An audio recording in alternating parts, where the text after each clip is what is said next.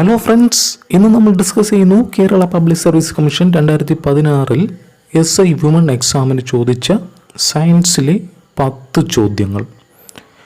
അപ്പോൾ ഇതൊരു degree level എക്സാമാണ്. Degree level എക്സാമിന് 10 ടോപ്പിക് ഉണ്ട്. അതിൽ ഏറ്റവും പ്രധാന ഒരു ടോപ്പിക് സയൻസ് മേഖലയാണ്.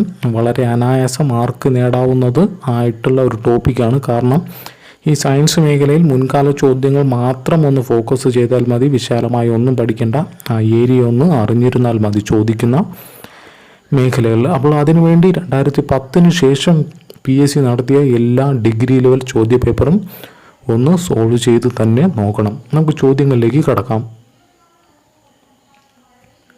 വീഡിയോ ഇഷ്ടമായാൽ ലൈക്ക് ചെയ്യുക, സബ്സ്ക്രൈബ് ചെയ്യുക. ആദ്യ ചോദ്യം, a fuse wire is characterised by.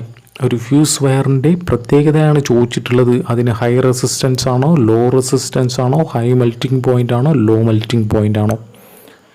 ശ്രദ്ധിക്കുക, ഒരു ഫ്യൂസ് വയറിന് എപ്പോഴും ഹൈ റെസിസ്റ്റൻസും ലോ മെൽറ്റിംഗ് പോയിൻറ്റും ആയിരിക്കണം. അങ്ങനെയുള്ളത് ഓപ്ഷൻ സി ആണ്. ശ്രദ്ധിക്കുക, ഹൈ റെസിസ്റ്റൻസ് ഉയർന്ന പ്രതിരോധവും ലോ മെൽറ്റിംഗ് പോയിൻറ്റ് പെട്ടെന്ന് ഉരുകാനുള്ള പ്രവണതയും ഉണ്ടായിരിക്കണം. അതിങ്ങനെ ഓർത്തിരുന്നാൽ മതി. ഒരു സർക്യൂട്ടിൽ ഒരു പെട്ടെന്ന് വോൾട്ടേജ് അല്ലെങ്കിൽ കയറി കൂടി വരുവാണ് എങ്കിൽ ആ സമയത്ത് തന്നെ അതിനെ പ്രതിരോധിക്കുകയും വേണം. കൂടുതലായാൽ ആ വയർ കണക്ഷൻ വിച്ഛേദിക്കുകയും വേണം, ഉരുകുകയും വേണം എന്ന് ഓർക്കുക. അപ്പോൾ ഒരു ഫ്യൂസ് വയറിന് high resistance and low melting point ആയിരിക്കണം. അടുത്ത ചോദ്യം, a man pushes a metal block and fails to displace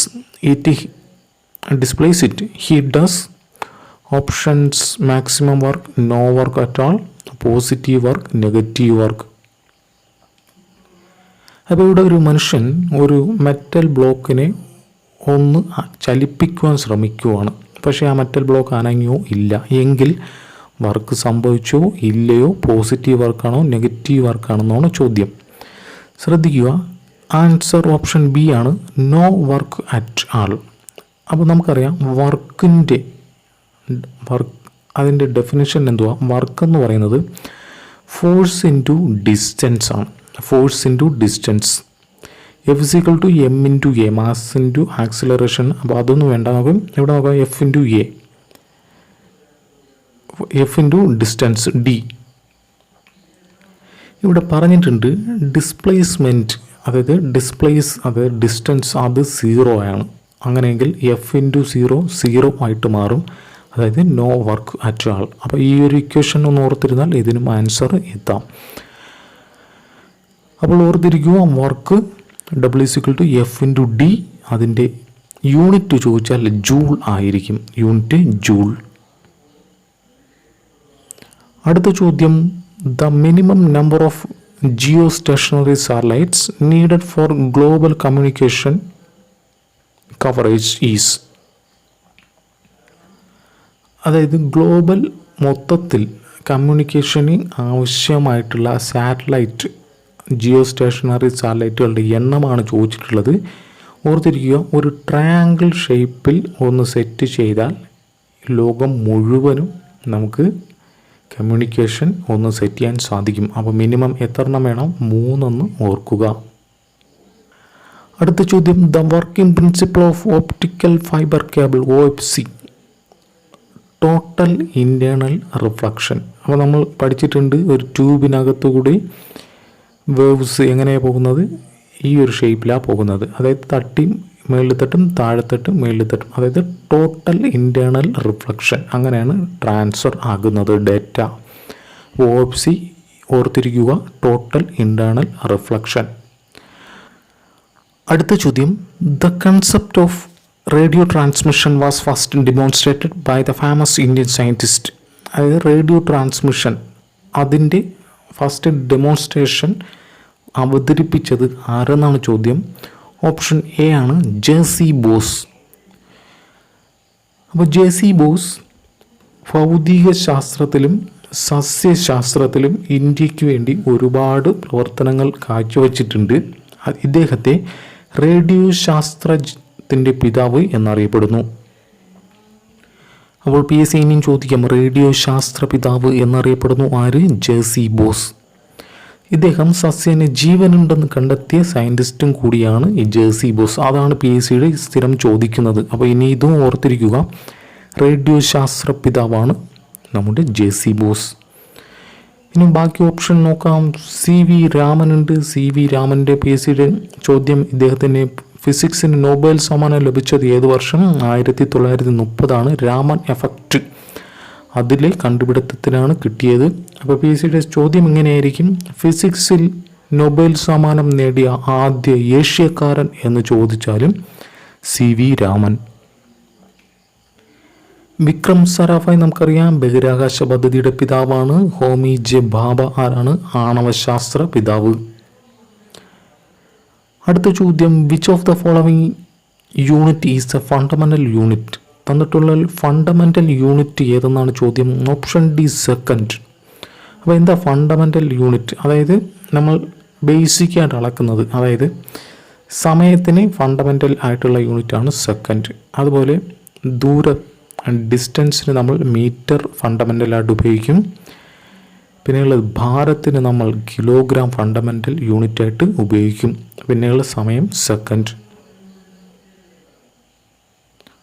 അടുത്ത ചോദ്യം, 1 picometre equal to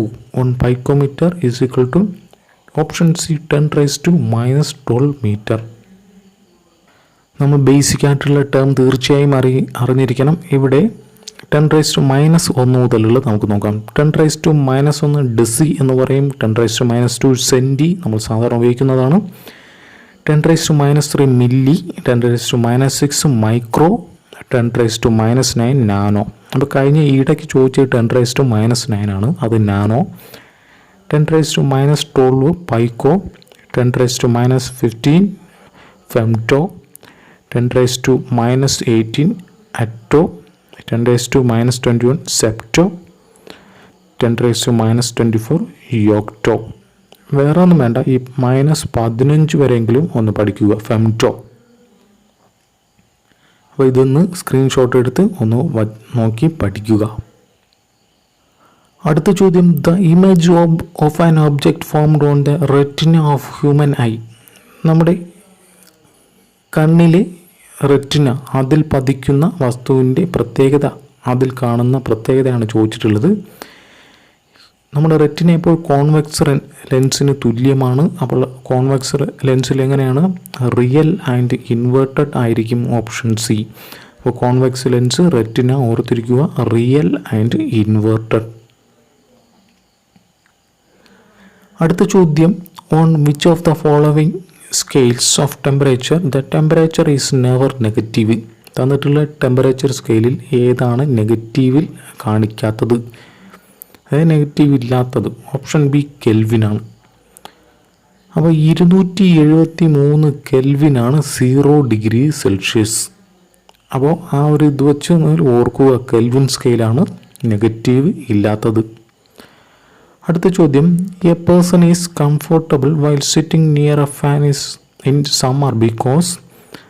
option A rate of evaporation increases. നമുക്കറിയാം, ഒരു വസ്തുവിന് തണുപ്പുണ്ടാകുന്നത് ഇവോപ്പറേഷൻ സംഭവിക്കുമ്പോഴാണ്. അതായത് നമ്മുടെ ദേഹത്തുള്ള വിയർപ്പ് കണം അത് ബാഷ്പീകരിക്കുമ്പോൾ അത് ബാഷ്പീകരിക്കുന്നതിന് ആവശ്യമായ ടെമ്പറേച്ചർ നമ്മുടെ ശരീരത്തിൽ നിന്ന് വലിച്ചെടുക്കും. അങ്ങനെ ആ ഭാഗത്ത് ഒരു ചെറിയ തണുപ്പ് അനുഭവപ്പെടും. അപ്പോൾ അത് ഫാനിൻ്റെ ഭാഗത്തിരിക്കുമ്പോൾ അത് വേഗത്തിൽ നടക്കും. അതുകൊണ്ട് നമുക്ക് കൂളിംഗ് ഈസിയായി അനുഭവപ്പെടുകയും ചെയ്യും. അപ്പോൾ റേറ്റ് ഓഫ് ഇവോപ്പറേഷൻ ഇൻക്രീസസ്, അതുകൊണ്ടാണ് നമുക്ക് കംഫർട്ടബിളായിട്ട് തോന്നുന്നത്. അപ്പോൾ ഇത്രയുമാണ് സയൻസിലെ ചോദ്യങ്ങൾ. എല്ലാം വളരെ സിമ്പിളാണ്, എന്നാൽ തെറ്റിക്കാവുന്നതും ആണ്. അപ്പോൾ ശ്രദ്ധിച്ചൊന്ന് ആൻസർ ചെയ്യുക. അപ്പോൾ ഇനിയും ഒരുപാട് ചോദ്യങ്ങൾ ബാക്കിയുണ്ട്. വീണ്ടും മറ്റൊരു വീഡിയോയിൽ കാണും വരേക്കും താങ്ക് യു.